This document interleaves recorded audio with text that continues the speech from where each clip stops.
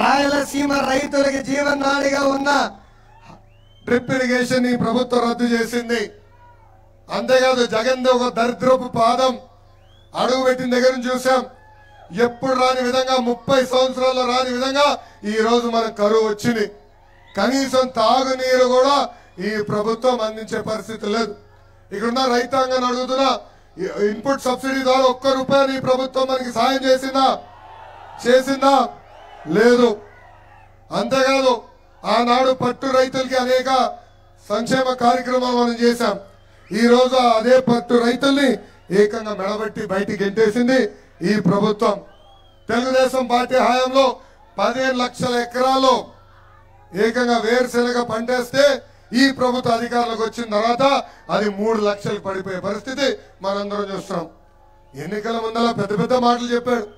3,000 కోట్ల రూపాయలతో ధరల స్థిరీకరణ నిధి ఏర్పాటు చేస్తున్నాడు. గత 5 సంవత్సరాలుగా ₹1 కూడా ఈ రోజు ఈ ప్రభుత్వం ఖర్చు పెట్టలేదు. హంద్రినివా ప్రాజెక్ట్ పూర్తి చేస్తున్నారు, ఒక తట్ట మట్టి ఎత్తలేదు. హెచ్ఎల్సి ఆధునీకరణ చేస్తున్నారు, ఒక సిమెంట్ బస్తా వేయలేదు. ఏకంగా తెలుగుదేశం పార్టీ హయాంలో ప్రారంభించిన జీడిపల్లి పేరూరు ఎత్తిపోతుల పథకానికి మళ్ళీ శిలాఫలకం వేశారు తప్ప అక్కడ కనీసం ₹1 కోటి కూడా ఈ ప్రభుత్వం ఖర్చు పెట్టలేదు. ఇప్పుడు చూస్తున్నా ఊరూరు ఒక శిలాఫలకం కనపడుతుంది, కానీ ఎక్కడ పనులు అవ్వలేదు. అవి జగన్ దిష్టి బొమ్మల్లాగానే మిగిలిపోతాయని ఈ సభాముఖంగా తెలుపుతున్నాం. ఇంకా మన నియోజకవర్గానికి వచ్చేగల కదిరి నరసింహస్వామి ఆలయం ఉన్న పుణ్యభూమి ఈ కదిరి నియోజకవర్గం. కదిరి ప్రజల జోషే వేరు. 2014 నుంచి 2019 వరకు చంద్రబాబు నాయుడు గారి నాయకత్వంతో ఇక్కడున్న చాంద్ బాషా గారు, ఇంకొక పక్కన ప్రసాద్ గారు కలిసి 1,200 కోట్ల రూపాయలతో నియోజకవర్గాన్ని అభివృద్ధి చేశాం. షాదీ మహల్ కానివ్వండి, కమ్యూనిటీ భవనాలు కానివ్వండి, ఇండోర్ స్టేడియం కానివ్వండి, ఏకంగా ఇక్కడనే ఉర్దూ యూనివర్సిటీ కూడా శాంక్షన్ చేసింది మన ప్రభుత్వం. డ్యాములు కట్టాం, బస్ స్టాండ్లు ఏర్పాటు చేశాం. అడిగిన మేరకు సీసీ రోడ్లు, బీటీ రోడ్లు, తాగునీటి పథకాలు ఆనాడు చేసిన ప్రభుత్వం తెలుగుదేశం ప్రభుత్వం.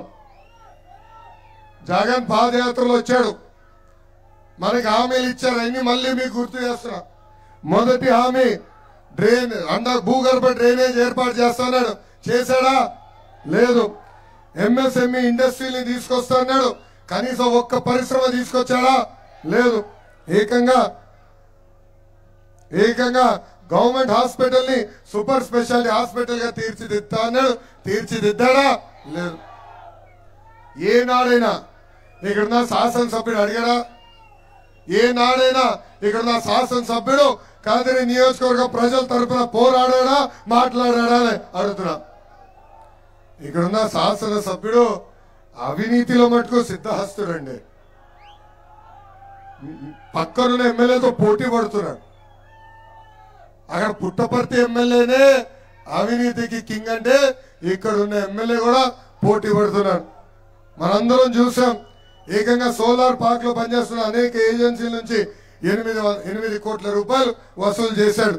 అంతేకాదు ఏకంగా ఈ నియోజకవర్గంలో ఏమైనా అభివృద్ధి పనులు జరగాలంటే ఆయన కంపెనీలకే ఇవ్వాలా.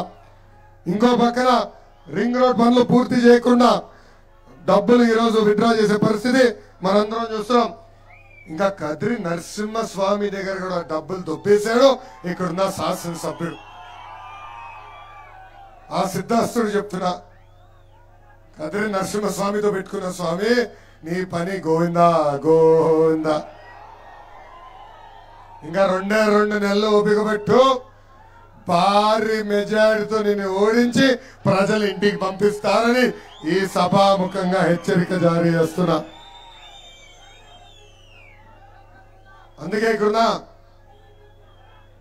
కదిరి ప్రజలందరినీ కోరుతున్నా, తెలుగుదేశం జనసేన పార్టీ అభ్యర్థిని భారీ మెజార్టీతో గెలిపించాల్సిన బాధ్యత మీ అందరి పైన ఉంది. పెండింగ్ లో ఉన్న ఇరిగేషన్ ప్రాజెక్ట్ మేము పూర్తి చేస్తాం. హంద్రినివా మెయిన్ కెనాల్ నుంచి ప్రతి ఎకరానికి సాగునీరు అందించే బాధ్యత నేను తీసుకుంటా. వేరుశెనగ టొమాటో రైతుల్ని ఆదుకుంటాం. ఏకంగా జగన్ బ్రాండ్ల వల్ల అనేక మంది ఇబ్బంది పడతాం కూడా మనం చూస్తున్నాం.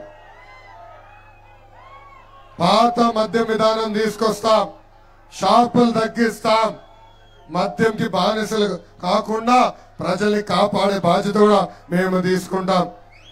ఎంతో మంది ఉద్యోగాలు ఉపాధికి గల్ఫ్కి వెళ్ళి అక్కడ ఇరుక్కుపోతున్నారు. వాళ్ళందరికీ మెరుగైన ట్రైనింగ్ అందిస్తాం. మెరుగైన ఉద్యోగాలు మన రాష్ట్రంలోనే కల్పించే బాధ్యత మేము తీసుకుంటామని ఈ సభాముఖంగా హామీ ఇస్తున్నాం. మన నియోజకవర్గానికి ఎంఎస్ఎంఈ పరిశ్రమలు తీసుకొచ్చే బాధ్యత నేను తీసుకుంటా. టిట్కో ఇల్లు నేను చూసా, పాదయాత్ర నేను సెల్ఫీ దిగా. మన ప్రభుత్వం ఏర్పడిన మొదటి 100 రోజుల్లో ఇల్లు పూర్తి చేసి గోప్రవేశం కూడా చేసుకుందామని ఈ సభాముఖంగా లబ్ధిదారులు తెలుపుతున్నాం. ఇంకా నియోజకవర్గంలో ఉన్న ప్రతి గడపకి సురక్షితమైన తాగునీరు కుళాయి ద్వారా అందించే బాధ్యత కూడా నేను తీసుకుంటానని ఈ సభాముఖంగా హామీ ఇస్తున్నా. తాతయ్య గారు లోపల తీసుకోండి, పాప ఎండ ఉంది. తెలుగుదేశం పార్టీ బలం, తెలుగుదేశం పార్టీ కార్యకర్తలు, నాయకులు పార్టీ మీద వెళ్ళినా పార్టీకి అండగా నిలబడింది కార్యకర్తలు. వైకాపా నాయకులకి కార్యకర్తలకి boom boom president medal Andhra gold కావాలేమో కానీ మన తెలుగుదేశం పార్టీ కార్యకర్తలకి మన నాయకుడు పిలుపు, రా కదలి రా అంటే పరిగెత్తుకుంటామని వెళ్తాం.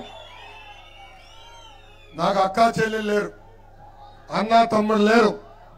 60 లక్షల మంది అక్క చెల్లెలు అన్నా తమ్ముడు లాగా ఇచ్చిన వ్యక్తి అన్నా ఎన్టీఆర్. ప్రతి కార్యకర్తని నా గుండెల్లో పెట్టుకుని కాపాడే బాధ్యత నేను తీసుకుంటానని ఈ సభాముఖంగా నేను హామీ ఇస్తున్నా.